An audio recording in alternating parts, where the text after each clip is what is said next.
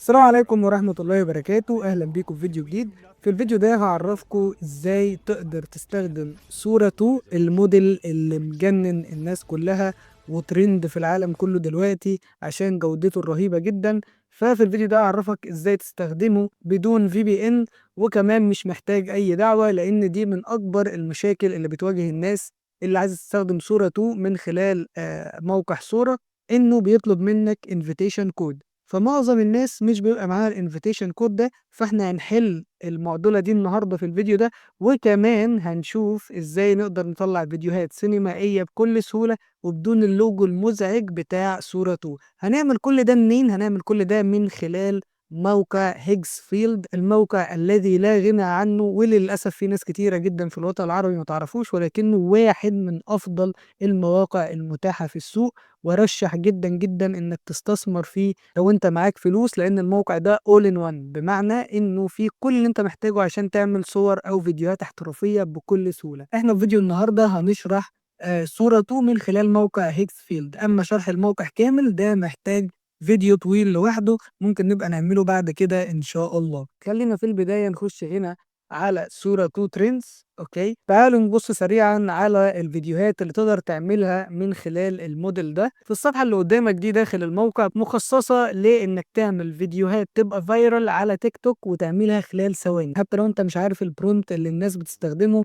وبيجيبوا من خلاله ملايين المشاهدات، لا، من خلال الصفحة اللي قدامك دي هتقدر تعمل فيديوهات احترافية كتير بكل سهولة. فمثلا نوعية الفيديوهات اللي قدامك دي جايبة حاليا ملايين المشاهدات على تيك توك وعلى السوشيال ميديا بشكل عام، فلو عايز تعمل زيها بكل بساطة هتدوس على جنريت. عندنا تمبل التاني اهو، ده لو انت بتشتغل في مجال الاعلانات بتدي صورة المنتج بس وتفرج يا باشا على اللي هيحصل خلال ثواني حتى لو ما كتبتش اي برومت.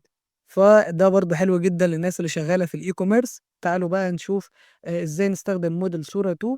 نفترض مثلا ان احنا عايزين نعمل حاجة شبه الفيديو ده، بنختارها وبندوس على جنريت. تمام، فانا هنا حطيت البرومت اهو، وباجي هنا في المودلز وبختار صورة 2، هو هيبقى مختاره لك تلقائي، وبتظبط بعض الاعدادات التانية. يعني انا هنا مثلا خليته 8 ثواني لان كل حاجة ليها رصيد، ده في الخطة اللي انا مشترك فيها دلوقتي. طبعا في خطة تانية بتديك عدد لا محدود من الفيديوهات، دي طبعا خطة اي نعم غالية شوية ولكنها تستاهل كل جنيه، لانك من خلالها بتقدر تعمل عدد لا نهائي من الصور والفيديوهات بمعظم المودلز التقيلة الموجودة في السوق، ومنهم موقع صورة. فيجوال والساوند بيكون قدامك اكتر من اوبشن. يعني اول حاجة الستايل. في الستايل انت بتحدد ستايل الفيديو بتاعك، هل انت عايزه رياليستيك يعني واقعي، ولا عايزه ستايل كرتون، ولا انمي، ولا كاستم يعني ستايل معين انت عايزه وهتكتبه في البرومت بتاعك. تمام، بعد كده عندنا الكريزنس، ودي ممكن تسيبها زي ما هي. يعني مثلا ممكن تشوف فيديو قطة بتنقذ بيبي مثلا زي الفيديوهات المشهورة جدا، فانت هنا عايز درجة الجنون تبقى عاملة ازاي، دي بتحددها من هنا. ممكن تسيبها اوتو، انا افضل كده طبعا الا لو انت محدد حاجة معينة في بالك. واخر حاجة عندنا هي المونتاج، وهنا انت بتحتاج بقى هل انت عايز المشهد ما يبقاش فيه كاتس خالص، يعني مثلا الكاميرا تكون مركزة في زاوية معينة بعد كده تعمل كات لزاوية تانية، ولا تبقى ماشية سلو بيس، ولا فاست بيست. انت براحتك خالص زي ما انت عايز، وممكن تخليها اوتو، هو هيفهم ده من البرومت بتاعك. في الاخر كده احنا خلصنا الفيجوالز. هتخش بقى على جزئية الساوندز. عندك اول حاجة الباك جراوند ميوزك، ممكن تخليها اوتو او تحط انت الباك جراوند ميوزك اللي انت عايزها. كمان في اللغة تقدر تحدد اللغة بتاع المتحدثين او الشخصيات اللي جوه الفيديو بتاعك. لو مثلا انت بتستخدم شخصيات وعايز الشخصيات دي تتكلم، عايز الشخصيات دي تتكلم بانهي لغة، عربي، انجليزي، هندي، ايا كانت اللغة براحتك بتختار من هنا، وممكن تسيبها اوتو. والسبيتش اللي هو الفويس اوفر، هنا لو انت عايز تضيف فويس اوفر يعني صوت معين انت عايز الشخصيات تتكلم بيه. وبعد كده اخر حاجة عندنا السبيتش تيمبو، ودي فيها اكتر من حاجة، ممكن تبقى بطيئة، ممكن تبقى سريعة، او ممكن تبقى سريعة جدا، وممكن تخليها على الاوتو زي ما انت عايز براحتك خالص. وفي شوية حاجات تانية في الاعدادات ممكن تظبطها من السيتنجز. يعني مثلا مدة الفيديو عايزها 4 ثواني، 8 ثواني، 12 ثانية. كمان الكواليتي بتاع الفيديو بتاعك عايزها 720 ولا 1080. والمود بقى عندك الستاندر، ده بيوازن ما بين السرعة والكواليتي. وعندك البرو، وده اللي بيديك يعني اعلى جودة ممكنة من الفيديوهات اللي هتطلع لك. انت هنا برضو بتظبط كل الاعدادات دي زي ما انت عايز، ومن خلال هيكس فيلد طبعا لو انت في الخطة بتاعة الكرييتور او الانليميتد بتقدر تعمل عدد لا نهائي من الفيديوهات لموديل صورة 2. زي انت شايف الاوبشن قدامك اهو، قدامك حاجتين، يا اما تستهلك من الرصيد 89 كريدت من رصيدك، وده طبعا بيخليك تطلع الفيديوهات بشكل سريع جدا، او انك تفعل خيار الانليميتد اللي قدامك ده، وده اوبشن حلو جدا مش بيستهلك اي حاجة من رصيدك لكنه بياخد بعض الوقت لحد ما الفيديو يظهر لك. خلاص، طبعا الكريدت ده مش ثابت، يعني هو بيتغير حسب مدة الفيديو. لو انت مثلا مخلي مدة الفيديو 4 ثواني ده هيستهلك 30 نقطة فقط من رصيدك،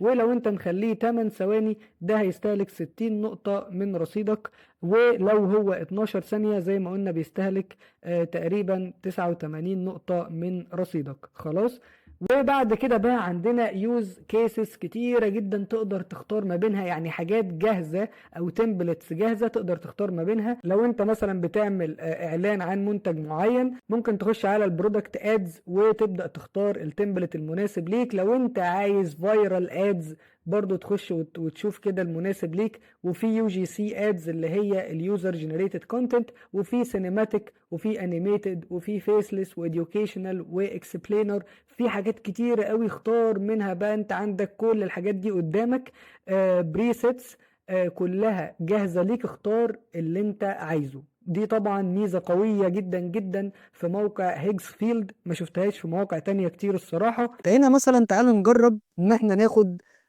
اللكجري ستايل اد. تمام، نفترض ان احنا معانا منتج معين وعايزين نعمل له اعلان، فانا اخترت البريسيت ده، وبعد كده هرفع صورة المنتج من هنا مثلا صورة في كولا. طبعا بنظبط السيتنجز زي ما اتكلمنا من شوية. انا هنا عايزه ماشي 12 ثانية مفيش مشكلة. وممكن هنا مثلا نختار البرو بس غالي جدا، مفيش مشكلة خلينا نختار البرو وندوس على جنريت. وتعالوا كده نجرب نديله برومت بسيط جدا، هقول له انيميت يعني حرك انت الحاجة، ونشوف هيحركها بشكل احترافي ولا لازم نكتب له برومت احترافي. دي نقطة فيصلية جدا بالنسبة لي الصراحة. يعني في الحالة دي احنا اخترنا البريسيت وحطينا له صورة المنتج وقلنا له حركها انت بطريقتك. هنشوف بقى هيفهم طبيعة المنتج ويحركها بشكل يناسب المنتج ولا لا.